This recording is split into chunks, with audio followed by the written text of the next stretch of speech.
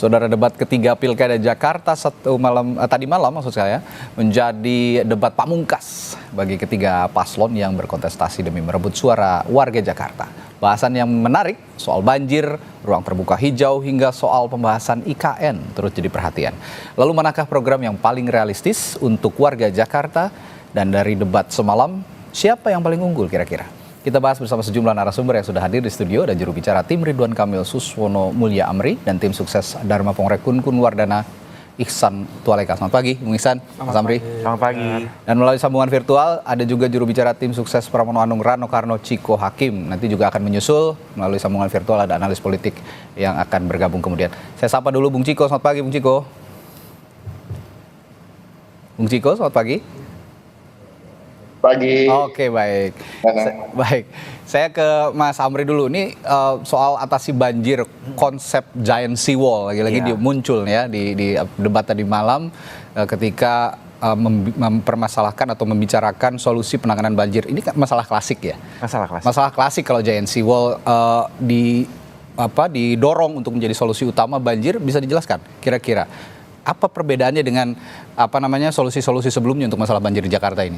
Iya, jadi masalah banjir di Jakarta kalau pasangan Ridwan Kamil dan Suswono itu menawarkan paket komplit anti banjir. Jadi sebetulnya kami ini merepresentasikan kelompok yang berada di tengah, tidak terjebak dalam dikotomi antara naturalisasi atau normalisasi atau penyelesaian yang seperti itu. Kita sebetulnya semua diperlukan. Nah, giant sea wall ini adalah upaya untuk mengantisipasi bencana skala besar, dan ini bukan hanya untuk melindungi Jakarta, tapi sudah menjadi program strategis nasional untuk melindungi seluruh pantai utara Jawa. Jadi itu nanti di Jakarta ada, di Semarang ada, sampai ke Surabaya. Karena apa? Satu, kenaikan muka air tanah, kenaikan muka air laut. Kedua, penurunan muka tanah sendiri di Pantura Jawa. Jadi itu tetap diperlukan sebuah bendungan untuk menjaga keselamatan masyarakat yang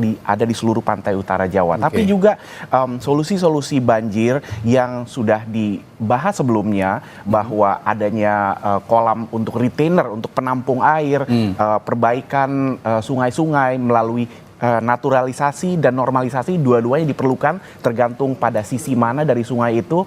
Dan juga masyarakatnya sendiri, masyarakat yang siap mengantisipasi bencana melalui sistem kesiapsiagaan bencana nasional dan daerah. Ini yang perlu kita lakukan. Jadi paketnya itu paket komplit, bahkan sampai ke daerah asal dari air hujan itu sendiri, yaitu di daerah Jawa Barat. Ini semua menjadi sebuah paket komplit yang ditawarkan oleh Ridwan Kamil Suswono, tidak secara parsial, tidak juga gimmick-gimmick atau solusi-solusi yang sangat dikotomis atau ekstrim. Tapi pertanyaannya adalah ketika publik juga mempertanyakan seperti ini, Mas Amri.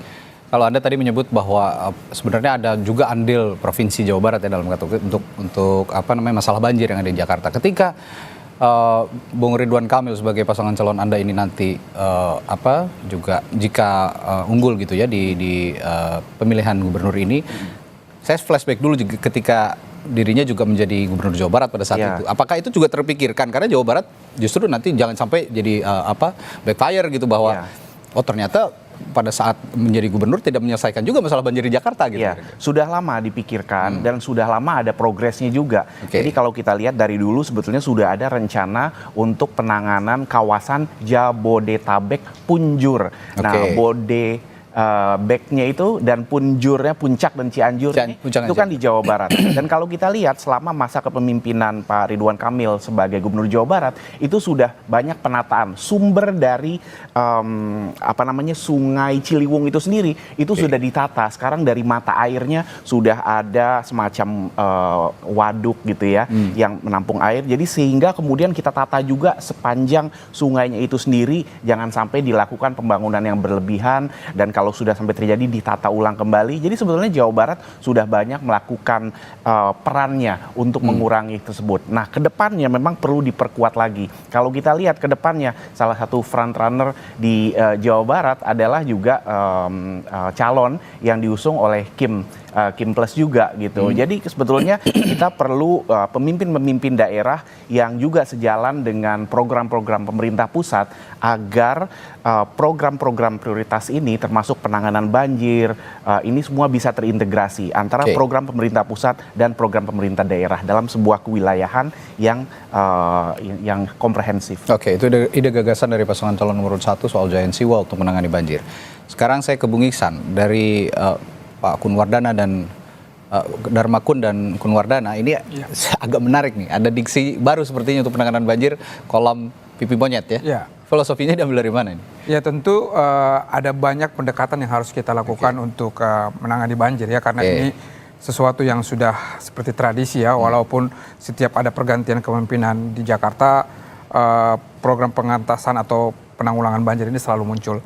Nah, pipi monyet ini sebenarnya mengambil filosofi dari pipi monyet ya. Monyet itu biasanya menyimpan cadangan makanan di pipinya dan bila dibutuhkan dia akan gunakan. Nah, kita berharap bahwa air yang kemudian kiriman dari luar Jakarta misalnya dari Bogor itu tidak langsung kita salurkan ke laut, tapi bisa kita tampung di penampungan air yang bisa kita lihat di Tebet Eco Park. Itu salah satu contoh bagaimana kolam pipi monyet itu dibuat.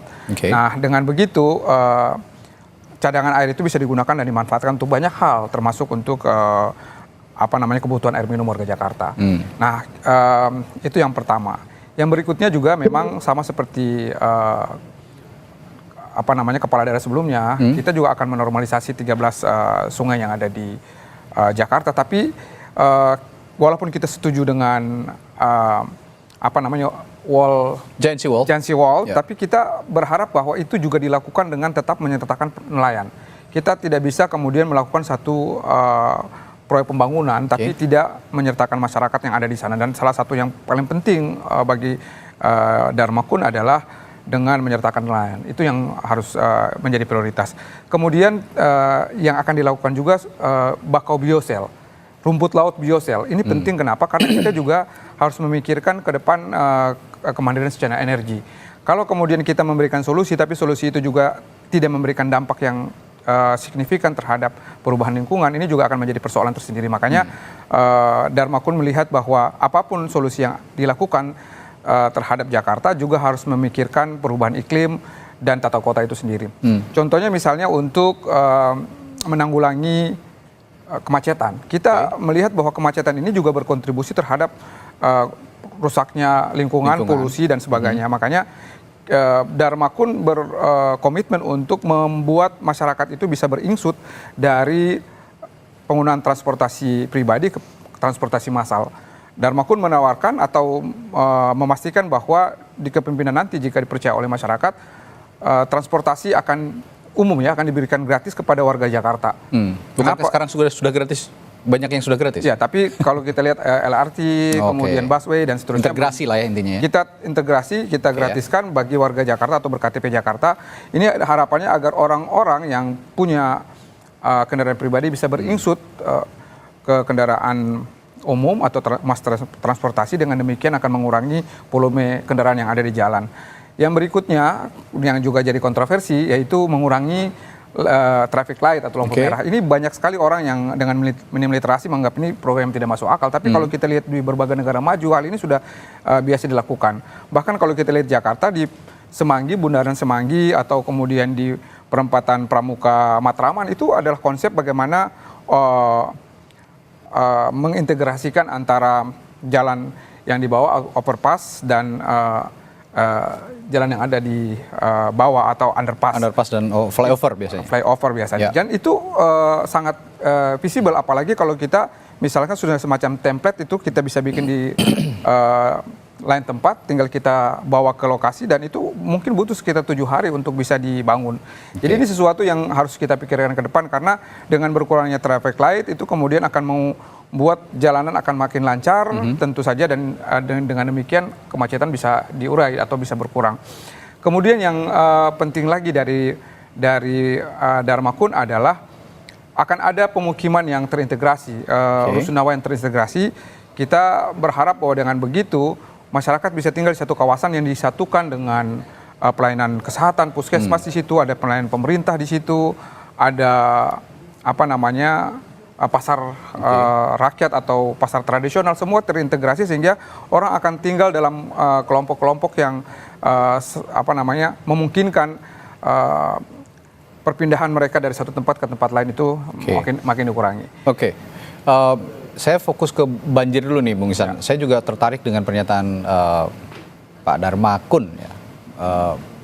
Soal bahwa ada banjir kiriman, ini bisa dimanfaatkan juga untuk air minum warga sebenarnya. Betul. Bagaimana pengaplikasiannya? Saya masih agak rumit untuk memahami ini. Ya, salah satu konsep yang tadi kita bicarakan, pipi monyet atau kolom pipi monyet adalah bagaimana bisa mengalirkan kiriman air yang kemudian datang dari wilayah di luar Jakarta, dari Bogor masuk ke Jakarta.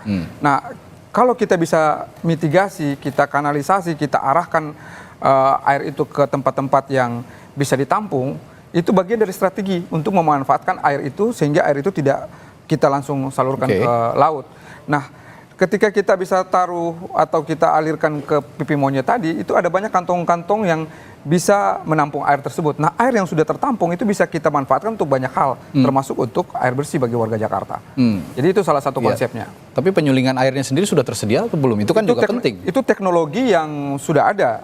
Jauh lebih mudah kita menyuling air tawar daripada kita menyulut air laut, misalnya air asin. Jadi ini bukan satu teknologi yang baru. Di banyak tempat, di banyak negara ini juga sudah dilakukan dan saya kira itu hal yang sangat mudah untuk kita duplikasi di Jakarta. Meskipun kalau saya melihat volume kiriman banjir ini gak sedikit, Bung Ihsan. Saya juga akan coba gali lagi nanti bahwa kiriman air banjir atau volume air dari berbagai daerah, kalau kita lihat Katulampa itu luar biasa masif sekali airnya yang mengalir di sana dan mungkin juga nanti akan datang ke wilayah Jakarta kalau memang tidak dikelola dengan baik. Nah, ini jadi PR, nanti saya akan tanyakan juga soal itu, tapi saya juga harus ke Bung Ciko dulu. Bung Ciko, kalau dari Pramono Rano sepertinya normalisasi sungai masih jadi fokus utama untuk penanganan banjir Jakarta. Dan ini kan sebenarnya program yang sudah berjalan.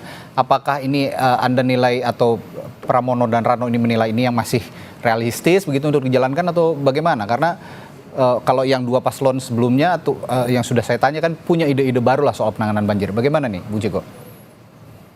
Ya, seperti saya sering sampaikan sebelumnya bahwa masalah Jakarta ini kan masalahnya klasik ya, banjir, macet, polusi udara, dan lain-lain yang memang selama ini menjadi permasalahan dan bukan hanya pada pilkada yang sekarang, menjadi isu ajang adu gagasan yang selalu dikedepankan di manapun itu. Jadi sesungguhnya apa yang disampaikan itu sebenarnya bukan inovasi baru-baru amat. Tadi kan kalau disampaikan oleh Ihsan misalnya soal kolam pipi monyet kan udah ada di Ekopark, artinya kan udah pernah ada.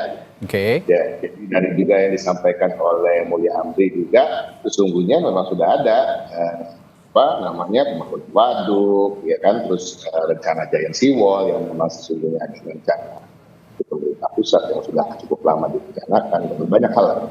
Bagi kami juga gitu. Intinya apa? Kenapa normalisasi terbukti bekerja dengan baik, tapi kan permasalahannya seperti tidak ada konsistensi di sana, kadang-kadang terbatas masa jabatan bagi gubernur sebelumnya yang menggagas dan dilaksanakan. Tapi juga naturalisasi di berbagai sungai juga kami akan lakukan. Jadi kalau dikatakan hanya normalisasi ya tidak juga.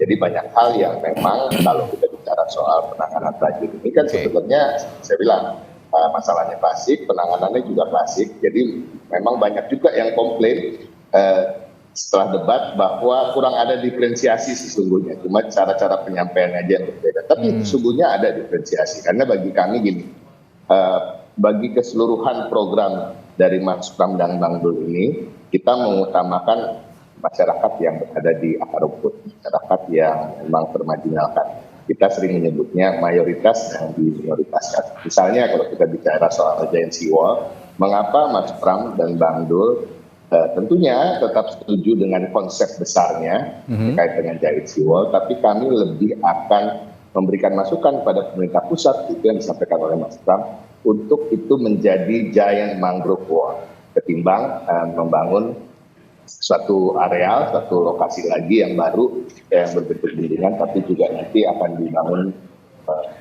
gedung-gedung di sana yang pada akhirnya walaupun disampaikan akan menjadi tempat interaksi sosial bagi seluruh lapisan masyarakat, tapi kami rasa-rasanya meyakini bahwa nanti yang akan lebih dinikmati adalah kaum menengah ke atas, dan areal itu akan dikuasai oleh korporasi dan developer-developer besar gitu. Jadi sesungguhnya masih ada diferensiasi. Jadi banjir Jakarta ini kita juga harus melihat tidak berbasis data saja atau angka-angka dan peta-peta saja. Karena kalau kita bicara soal mengapa bisa banjir di berbagai daerah itu kan berbeda. Kita bicara soal yang di utara, tentunya meluapnya air laut misalnya, atau datarannya jauh lebih rendah dari laut. Kalau kita bicara di berbagai sudut-sudut kota, di daerah Jakarta Selatan misalnya, itu kan karena sungainya menyempit, dan itu juga penanganannya berbeda. Jadi memang keberadaan pasukan orangnya itu pun juga akan dimaksimalkan ya. Kemudian setiap pagi tentunya harus bekerja dan membersihkan sampah-sampah di sekitar kali dan ya, tapi menggali gimana? Gini, Bung Ciko, ya, terlepas dari apapun janji Mas Pram dan Bang Dul soal penanganan banjir, ini ada yang satu hal yang saya harus tekankan, bahwa janji Mas Pram dan Bang Dul, terutama Mas Pram nih, untuk tidak menggusur warga dalam rangka normalisasi sungai, ini sepertinya agak sulit kalau menurut akal sehat, karena diksi menggusur diganti dengan membina. Sebenarnya sama saja untuk memindahkan orang itu dari bantaran sungai begitu, karena normalisasi sungai tidak akan terwujud kalau memang warga-warganya tidak yang ada di bantaran kali ini tidak digeser begitu. Bagaimana mewujudkan ini, dan jangan sampai warga yang sudah termakan janji begitu yang dikatakan tidak akan digusur malah kecewa. Ujung-ujungnya kok digusur juga dengan mengubah kata hanya membina saja begitu. Ya, jadi kan memang kita tidak bisa begitu saja mengatakan 100%. Dan saya meyakini kok akan ada penggeseran atau pemindahan dari warga, tapi tentunya mitigasi atau dialog-dialog yang diutamakan. Tadi saya sampaikan bahwa Mas Pram dan Bang Dul kan ingin membangun Jakarta ini dari bawah. Dan kita lihat mayoritas rakyat Jakarta yang sesungguhnya hidup kurang baik-baik saja, kehidupannya tidak layak, ya kami akan memberikan pengertian tentunya, walaupun juga selain tidak harus selalu menggusur, tapi juga bisa menata kampung yang berada di bantaran sungai tersebut. Jadi kan ada juga program yang kami selalu digaungkan juga oleh Mas Pram, kata-kata seperti kampung kumuh gitu. Kampungnya tetap ada, kumuhnya yang kita hilangkan. Inilah yang nanti akan kita coba aplikasikan sehingga masyarakat baik itu di bantaran sungai atau di tempat-tempat lain yang selama ini dikatakan kehidupannya kumuh itu menghilangkan kumuhnya dengan membangun areal perumahan yang tidak jauh bahkan di tempat yang sama, tetapi juga diperbaiki dan diberikan kehidupan yang layak. Oke. Soal penanganan banjir ini sebenarnya di waktu-waktu sekarang ini moment of truth, karena udah memasuki musim hujan.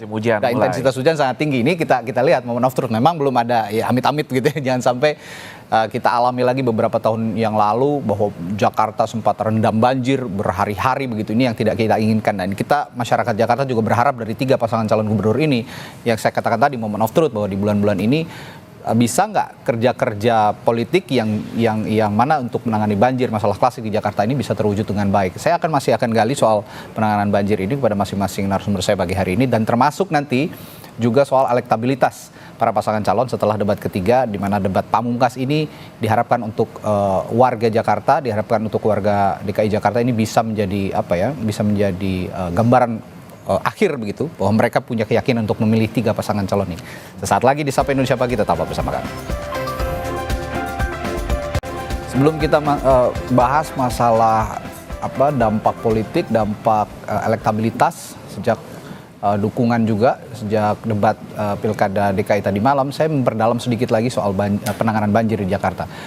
Bung Amri, kalau saat ini Giant Sea Wall itu dikatakan tadi satu hal yang bisa terintegrasi dengan daerah-daerah lain begitu ya untuk menangani banjir di Jakarta. Tapi kita lihat juga soal ego sektoral ini kadang-kadang jadi kendala ya.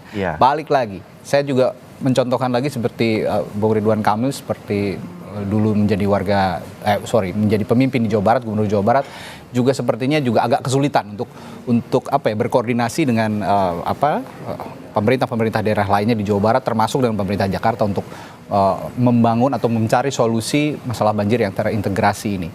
Apa jaminan dari Ridho sendiri untuk ego sektoral itu bisa dikikis untuk menangani masalah banjir? Karena ini yang paling sulit biasanya. Ya, salah satu yang membedakan pemerintah yang sekarang dibanding sebelum-sebelumnya adalah sekarang kita sudah punya yang namanya kerangka peraturan untuk mengelola kawasan Jabodetabek, Bujur, Jakarta, dan Jabodetabek plus Puncak Cianjur itu secara komprehensif. Disebutnya aglomerasi karena itu sebuah kawasan perkotaan. Nah tadinya ini belum ada kerangka regulasinya dan sekarang ini akan berada di bawah koordinasi di Wapres ya. Nah ini jadinya merupakan sebuah terobosan baru di mana yang tadinya masing-masing daerah itu memiliki otonominya sendiri, masing-masing kementerian dan lembaga memiliki programnya sendiri. Sekarang mau nggak mau jadi harus berkoordinasi di sana. Ini sebuah terobosan yang sangat kita nantikan sebetulnya dan perlu kita tunggu nanti efektif apa enggak, seberapa efektif dia bisa mensinkronkan berbagai kementerian lembaga pemerintah daerah yang yang memiliki otoritas di dalam kawasan ini. Nah kita harapkan dengan Bang Ridwan Kamil dan Pak Suswono merupakan bagian dari Kim-Plus ya, Koalisi Indonesia Maju yang sangat dekat dengan Pak Prabowo dan pemerintahannya, kita harapkan ini koordinasinya akan lebih lancar ya, dalam artian nanti untuk memastikan penyelesaian masalah yang sifatnya lintas sektor, lintas kementerian lembaga itu akan ada komunikasi yang baik di sana. Lagi-lagi mengandalkan kerjasama dan komunikasi politik yang begitu kuat di antara lingkungan Koalisi Indonesia Maju, karena memang yang diharapkan dari pada saat mulai Pilpres sampai Pilkada ini juga sebenarnya semua kesinambungan antara pemerintah, sinkronisasi kebijakan. Jadi kita juga bagian dari Indonesia Maju, bagian dari koalisi politik yang ingin mencapai Indonesia Emas. Makanya tagline-nya juga adalah Jakarta Baru, Jakarta Maju. Itu kan karena kaitannya Jakarta Maju untuk mencapai Indonesia Maju. Karena itu juga sekarang jadi solusi, diharapkan jadi solusi untuk mengikis masalah ego sektoral itu tadi ya. Betul. Bung Ihsan, saya tadi sebelum jeda juga menyinggung soal ini adalah moment of truth untuk sama-sama membuktikan paslon ini bisa menangani banjir di Jakarta. Nah dengan ide-ide gagasan tadi soal penanganan banjir, apakah juga akan dipraktikkan dalam akhir-akhir ini di musim penghujan yang cukup tinggi di Jakarta, intensitas hujannya cukup tinggi, untuk sedikitnya memberikan contoh kasus lah penanganan banjir di Jakarta dari Darmakun? Ya, salah satu yang belum terungkap juga adalah program SA, saling awasi. Jadi tadi sebelum kita on air juga kita sempat bicara bahwa kesadaran masyarakat untuk membuang sampah pada tempatnya menjadi problem yang sangat krusial. Padahal kalau kita ke negara-negara lain, biasanya kita jadi ikut tertib sesuai dengan aturan yang ada di situ. Misalnya warga kita kalau ke Singapura, kita seolah udah menjadi warga di sana dengan tetap tertib pada aturan, mengikuti aturan yang dan membuang sampah pada tempatnya. Nah, saling awasi ini adalah salah satu program dari Darmakun untuk memastikan agar masyarakat bisa saling mengawasi. Jadi kita akan integrasikan ini secara digital, di mana bila ada warga yang berhasil mendokumentasikan warga lain yang membuang sampah sembarangan, itu keduanya mendapatkan reward dan punishment. Jadi yang memfoto mendapatkan reward dari pemerintah DKI, yang difoto mendapatkan punishment atau hukuman. Nah, ini kita harapkan bisa mempengaruhi perilaku masyarakat. Jadi ada masyarakat yang agresif untuk bisa mendokumentasikan orang-orang yang masih berperilaku yang tidak baik terhadap lingkungan, dan kemudian ada orang-orang yang berhati-hati atau kemudian menjaga agar tidak melakukan tindakan yang bisa merusak lingkungan. Nah, kalau ini bisa kita lakukan dengan konsisten, kemudian menyertakan partisipasi warga secara baik, perilaku ini akan semakin hari semakin bisa kita rapikan atau kita perbaiki, dan dengan demikian intensitas atau terbuangnya sampah ke tempat yang salah, ke sungai, ke selokan itu akan makin berkurang, dan dengan demikian akan juga mengurangi mampetnya aliran air, dan dengan demikian banjir juga akan bisa kita kurangi. Dan kita berharap sebelum nanti kita terpilih atau dipilih nanti dalam pemilu di tanggal 27 November nanti, kita berharap bahwa masyarakat sudah bisa melakukan itu. Oke. Jadi karena tadi disampaikan sekarang udah musim penghujan, kita berharap bahwa dalam kesempatan ini juga masyarakat juga bisa sama-sama menjaga lingkungannya dengan tidak membuang sampah pada tempat yang salah. Oke, Bung Ciko, sedikit juga saya tanyakan soal moment of truth itu tadi, bahwa ini sekarang musim hujan. Mas Pram dan Bang Dul akan bikin contoh kasus nggak penanganan banjir di musim penghujan ini? Ya, maksudnya kalau dalam musim masa kampanye kan belum punya wewenang. Tapi kan kalau misalnya punya program harus ada contoh kasus, itu bisa jadi andalan dong, bisa jadi benchmark dong kira-kira. Ya, itu masukan yang bagus kita kira. Tapi kan pada prinsipnya sekarang kami sedang, belum ada wewenang untuk menggerakkan siapapun, kecuali mungkin mengajak masyarakat untuk tidak membuang sampah pada tempatnya misalnya, atau kemudian mengajak masyarakat juga untuk bekerja seperti apa yang dilakukan oleh pasukan oranye seharusnya, misalnya membersihkan pinggiran-pinggiran sungai dari kotoran, dari lumpur, dan juga supaya sungai ini tidak menyempit, dan itulah juga menjadi permasalahan khususnya di banyak daerah di Jakarta Selatan. Ya, kalau kita bicara banjir di Jalan Bango, di Pondok Labu, dan di berbagai tempat lain. Jadi pada prinsipnya kalau kita bicara soal penanganan banjir atau apapun yang kemarin dibahas di debat itu kan sebenarnya bisa terangkum dalam subtema yang mengatakan kota yang layak huni gitu ya. Saya rasa semua juga sepakat karena kita bicara soal udara bersih, soal tidak terpapar banjir, dan kemudian bagaimana penataan kota ini juga bisa asri, sehingga tidak ada lagi yang kata-kata kumuh tadi, walaupun kampungnya harus tetap kita pelihara karena memang kehidupan masyarakat yang komun atau hidup di dalam komunitas itu adalah bagian dari budaya dari adat istiadat Indonesia sendiri. Jadi segala hal yang terkait dengan apa yang dibicarakan kemarin itu kan sebenarnya terangkum dalam kata-kata kota yang layak huni. Dan ini semua harus dilakukan dengan niat politik yang kuat dan juga good governance, dan ini dibutuhkan pemimpin, sosok pemimpin. Tadi juga pertanyaan yang ke Bang Mulya Amri tadi juga tepat untuk ditanyakan sama semua, karena gini loh, kalau kita bicara terkait dengan pilkada atau pemilihan apapun, terkait dengan kandidasi politik, tentunya kita tidak terlepas dari sosok dari siapa yang maju. Karena kalau bicara soal gagasan, saya rasa Bang Mulya Amri udah cukup bagus gagasannya sendirian dan bisa maju sebagai calon di pilkada manapun, ya kan.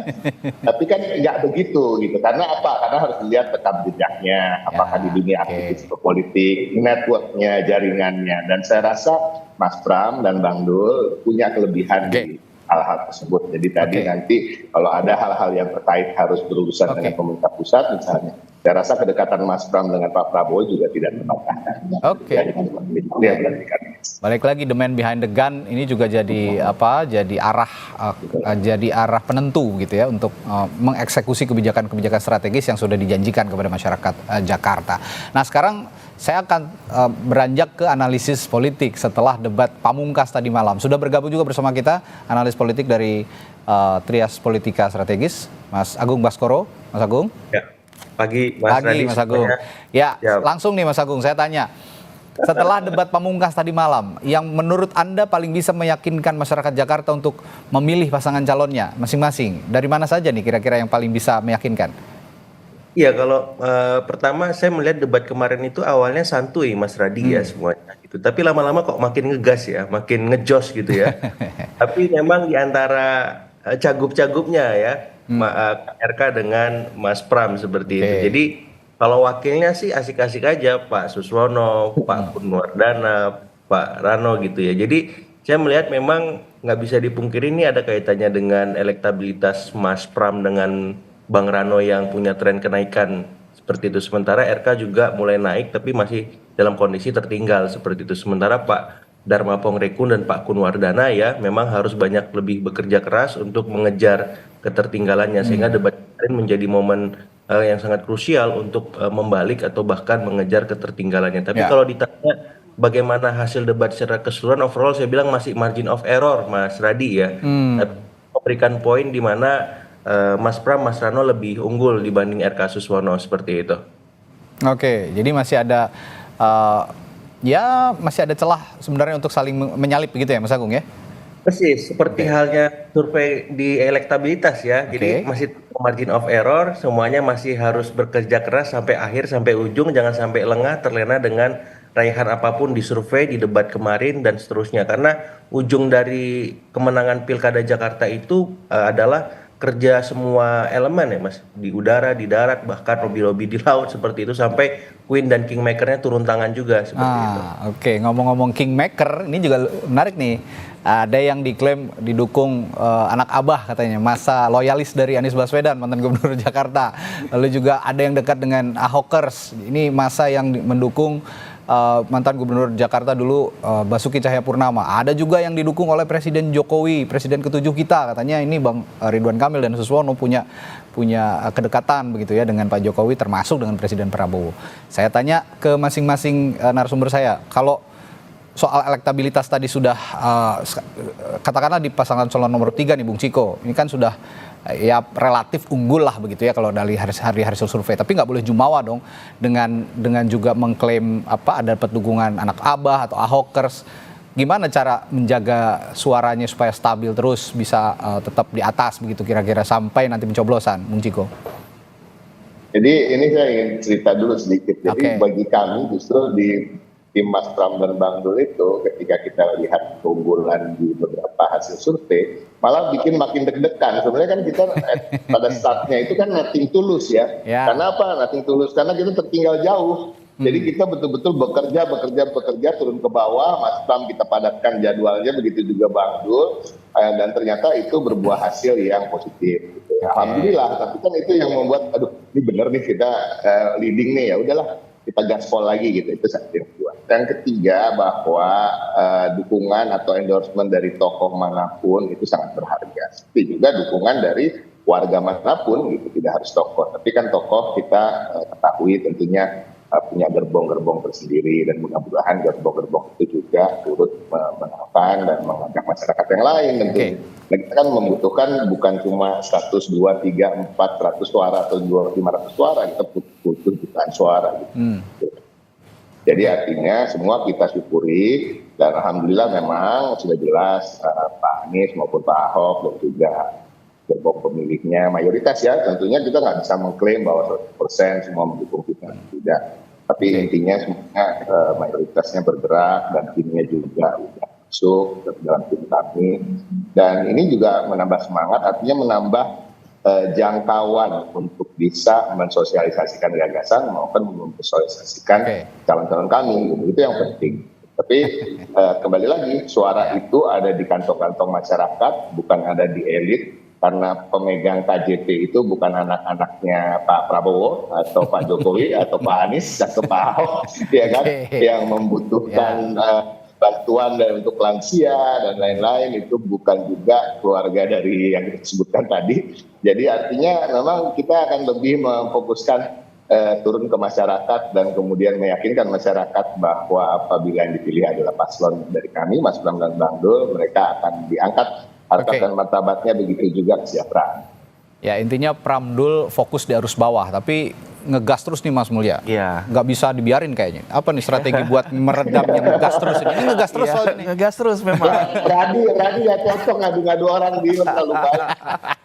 Itu sesuai juga dengan tema kampanye Pilpres sebelumnya, yaitu ngegas. Ya, yang satu ngegas, yang konsisten kan ini di tengah. Yang Pak Jokowi, Pak Prabowo dan Gibran, Koalisi Indonesia Maju, ini kan orang-orang yang berada di tengah, nggak ngegas, mengambil yang terbaik dari kiri kanan, dari kita taruh di tengah. Nah, apalagi Bang Ridwan Kamil sendiri bagian dari golongan karya beliau sudah terbukti banyak. Jadi ini orang-orang yang mau kerja. Nah, yang saya justru menarik dan pengen lihat hasilnya nanti, ketika dua kubu yang biasa ngegas dan biasanya ngegas dari sisi yang sangat berseberangan, ya, dari segi macam-macam sangat berseberangan. Lalu kemudian terpaksa disatukan oleh arahan Ibu Mega gitu. Pak Ahok jangan maju, lalu Pak Anies kan juga sempat udah bertemu dengan Bu Mega, dan sekarang juga lagi rame nih di media. Pak Anies gimana sampai akhirnya maju apa nggak maju? Kenapa sampai akhirnya nggak maju? Lalu kemudian Bu Mega arahannya kader PDIP, Mas Pram, Bang Rano ini semua lurus mengikuti arahan seperti itu. Nah, jadi kita sebenarnya juga menanti-nanti lihat bagaimana nih dua yang biasanya saling bertentangan kemudian disatukan oleh politik. Apakah masyarakat juga akan mengikuti gitu? Tidak semudah itu biasanya ya, masyarakat. Kayak Prabowo Jokowi aja Mulia, kan akhirnya jadi menang. Bisa bergabung ya. Jadi bukan hal yang apa namanya Iya kan? Itu tak perlu jadi paling konkret. kagetkan. Perlu 5 tahun untuk Pak Jokowi dan Prabowo, Pak. Tapi Bung Ihsan, Ya. jangan sampai juga kalau yang satu ngegas, yang satu di tengah-tengah, Bang Ihsan jadi terhimpit juga di tengah nih. Jangan sampai gapnya terlalu jauh. Iya, tadi saya coba melihat ya kalau paslon nomor 1 ini mau coba moderat. Sayangnya mereka moderat di tengah elektabilitasnya mulai menuki ke bawah. Tapi nggak ada soal, masing-masing punya strategi. Saya cuma mau bilang bahwa lewat kesempatan ini warga Jakarta mestinya juga belajar untuk mau melihat bukan hanya pada hal-hal yang sifatnya artifisial atau yang tadi kita perbincangkan, tapi juga melihat pada latar belakang kandidat atau track recordnya. Hampir semua yang disampaikan oleh kandidat nomor 1, tentu nomor 2 dan nomor 3 itu hal-hal yang sebenarnya visioner untuk dilaksanakan. Tapi yang kerap kali kita tidak lihat adalah bagaimana eksekusinya. Nah, latar belakang pasangan Dharma Kun yang diusung lewat jalur independen, bukan petugas partai, bukan petugas elit, petugas rakyat karena benar-benar didukung rakyat ini harusnya menjadi salah satu titik tekan atau poin penting bagi warga di Jakarta untuk menjatuhkan pilihan politiknya. Kami kira dengan sisa waktu yang masih ada swing voters atau undecided voter kita juga masih tinggi dan warga Jakarta yang cukup awareness, cukup well educated, mudah terpapar oleh media, ini bisa mempengaruhi preferensi politiknya sehingga kami bisa tetap kompetitif sampai di hari pemilihan nanti. Itu yang yang tentu saja kami harapkan. Baik, terakhir untuk me-wrap semua pembicaraan kita pagi hari ini mulai dari tadi soal teknis begitu ya, penanganan banjir sampai dari sisi politis, mendongkrak elektabilitas sampai hari H nanti 27 November. Saya tanya ke Mas Agung nih untuk menutup. Warga Jakarta harus menilai 3 paslon ini biar nggak bimbang seperti apa? Karena sepertinya tadi ya benar dikatakan Mas Agung, potensi untuk swing voters disinggung juga oleh Bung Ihsan, swing voters yang cukup dinamis di Jakarta ini dengan masyarakat yang punya pemikiran yang juga dinamis, ini juga tidak mudah untuk masing-masing pasangan calon menerapkan strategi biar konsisten nih sampai tanggal 27 November. Kira-kira biar nggak bimbang, masyarakat kita di Jakarta ini gimana, harus bersikap seperti apa? Ya, pertama saya akan merujuk seringkali yang diulas pemilih itu ada 3, Mas Radi. Pemilih rasional, pemilih rasional apakah itu sosiologis ataupun psikologis. Cuman ada satu tipologi pemilih yang kadang juga harus digarap nih, Mas Radi, yaitu pemilih transaksional. Ya, kekhawatiran saya terbesar itu undecided voters itu bukan swing voters saja, tapi juga bisa pemilih-pemilih yang memang terpapar dengan pragmatisme politik. Nah, ini hati-hati karena bisa ubah peta pilkada di Jakarta kalau memang kompetisinya sangat kompetitif. Jadi arahan saya kepada semua paslon, hati-hati dengan pemilih transaksional. Ya. Kalau misalkan ini digarap serius juga bisa mengubah peta.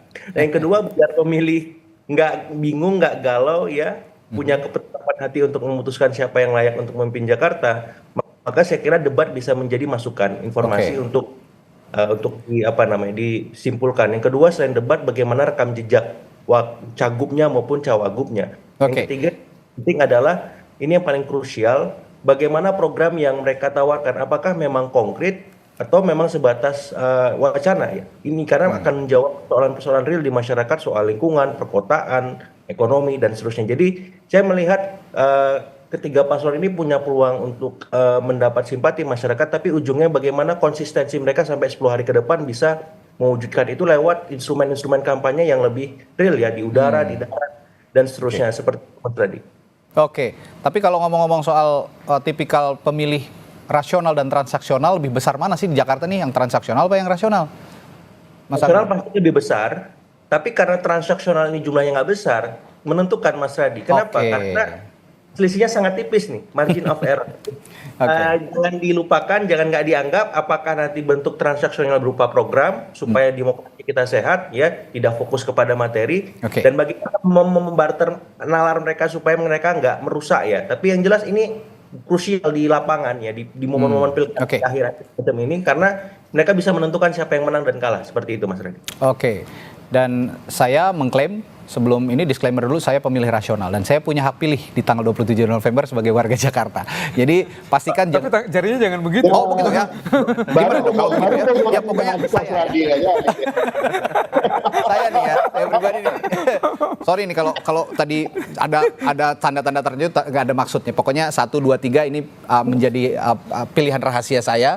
Siapa yang akan saya pilih nanti tentu saja akan merepresentasikan juga Jakarta 5 tahun ke depan. Jadi pastikan Anda juga warga Jakarta jangan sampai terlewat 27 November tadi memilih 3 pasang calon yang sudah dijelaskan visi misinya oleh bapak-bapak yang pagi hari ini saya undang untuk menekankan lagi mana visi misi yang paling fit, yang paling cocok untuk hati nurani Anda sekalian sebagai warga Jakarta dan yang kira-kira bisa membangun Jakarta lebih baik lagi 5 tahun ke depan.